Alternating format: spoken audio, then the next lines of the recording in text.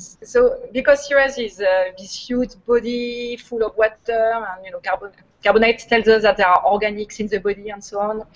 People have been wondering if it's a body that could come from the outer solar system, and whether Ceres was formed in situ in the main belt or was formed in the outer, very far away in the outer solar system, and then migrated toward the inner solar system. I mean, it holds the key to a lot of things. It holds the key to better understanding how the current architecture of the solar system came to be, if you want.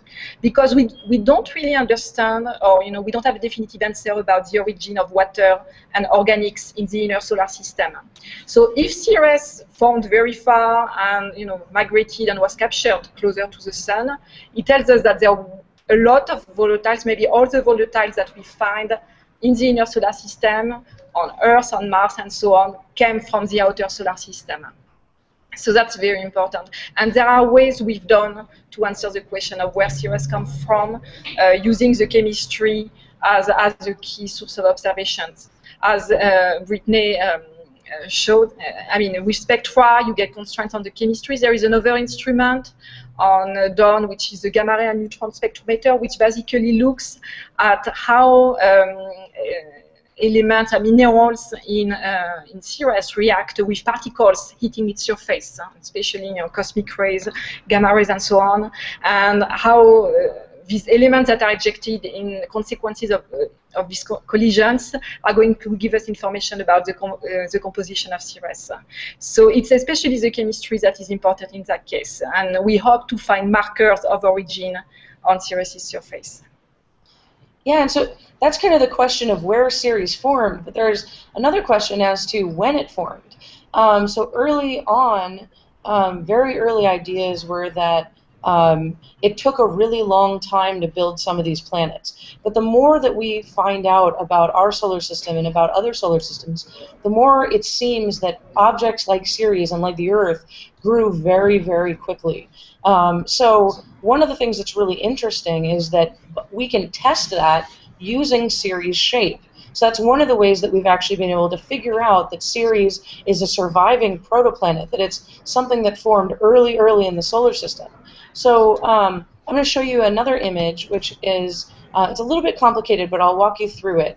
So what we're looking at here is kind of a hodgepodge, but we were talking about, where is volatiles and where are these icy bodies in the solar system.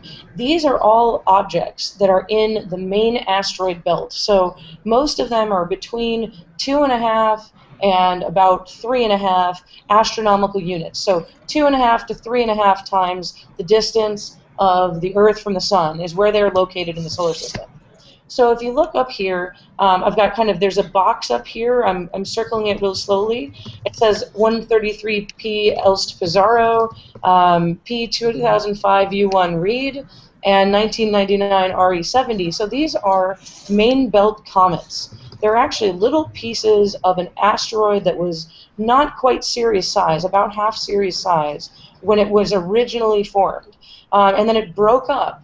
And what's left are water-rich objects and another type of object called a C-type asteroid, which we think might actually be water-bearing as well. But it's kind of a question. So we've got these little asteroids that are activated that have actual comet-like trails that tell us we think that there's water ice down there. If you look below that, you'll notice Ceres in that big, round, gorgeous shape.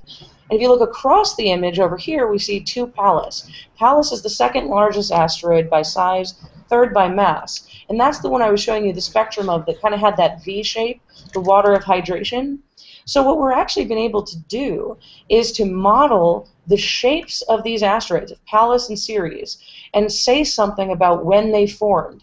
So basically, the fact that Ceres is so round, just like you see in this Hubble image, tells us that it almost certainly had to form very early in the solar system. The reason for that is because these asteroids are so small, or, well, they're not so small, they're actually huge. Ceres is the size of about the state of Texas, which is a pretty sizable object. So if Ceres formed too late in the solar system, we wouldn't expect it to end up round.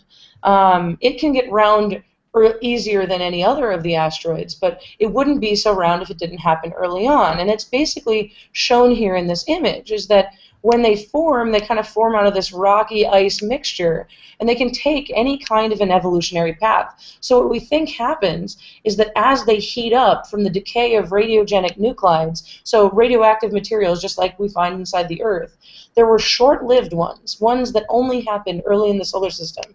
And so you went from something like this, that was an ice-rock mixture, to something more like this, where this white layer here is an ice layer, the brown layer is a layer of hydrated material, and the green layer is a layer of dry material, so material that hasn't necessarily reacted with as much water. And then we think that Ceres could have taken, depending on when it formed, a number of different evolutionary paths, most of which lead to this big, round, beautiful object. So we can use Hubble Space Telescope observations of how big Ceres is and how flat it is. Basically, how flat it is, so how fat it is across its equator and how flat it is across its poles. And if you look at that, that actually tells you what its interior is doing. So based on that, this model is actually by Julie. So what it's kind of telling you is that Ceres went through this pathway from here, where it was an ice-rock mixture, through to being kind of a mud layer with ice, and then into these other more thermally processed layers. And what's cool about this is that when we get to Ceres with Dawn, we'll be able to tell the gravitational signature of whether it has just an ice layer, a wet silicate layer, and a dry layer, versus whether it might even have formed a metallic core. And that will actually tell us exactly when it formed, whether it formed in the first 1,000,000 years of the solar system or within about the first 5,000,000 years of the solar system. So in that way, the gravity detection is actually a way of kind of slicing Ceres in half and then also taking it back in time to figure out when it formed. And we think that Ceres is very special. As you can see, it's a different case over here for Pallas, where we think what we've got left is kind of a layer of water-rich but mostly silicate material where most of the ice is gone. So we can actually use the gravity detection in concert with these other instruments to be able to tell us about the history of Ceres. So that's what we're looking forward to doing, because we can actually time its exact formation in the solar system. We're able to do that with Vesta because of Vesta's differentiation, because of its surface. We can confirm that it is a very, very early object that formed in the solar system, actually even before any of the large planets were fully formed. So Ceres is probably very much like that, but using the gravity science on Dawn, we'll be able to tell exactly when it was born.